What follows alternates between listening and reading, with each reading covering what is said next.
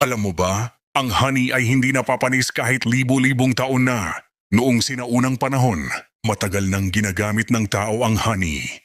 Hindi lang bilang pagkain, kundi bilang gamot at pang-preserve. Sa Egypt, Greece at China, itinuturing itong mahalagang sangkap sa panggagamot at ritual.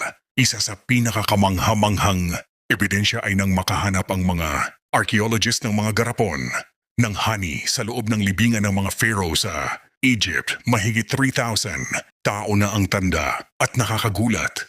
Ang honey na iyon ay hindi pa rin nasisira at ligtas pa rin kainin. Pero bakit nga ba hindi napapanis ang honey?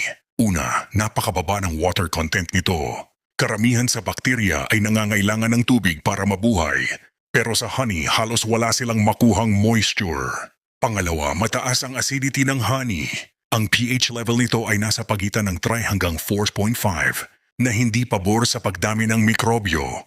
Pangatlo, may natural itong hydrogen peroxide at antibacterial properties na tumutulong pumatay ng bakterya. Bukod dito, ang mga bubuyog mismo ay may mahalagang papel. Sa paggawa ng honey, naglalagay sila ng enzymes na tumutulong sa preservation nito.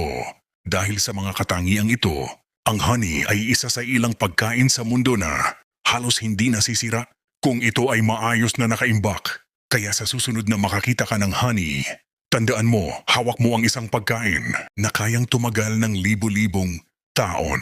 Isang natural na immortal na regalo mula sa kalikasan. Kung gusto mo pa ng mga ganitong kwento, follow mo lang ang page para sa mas marami pang history at kaalaman ng mundo.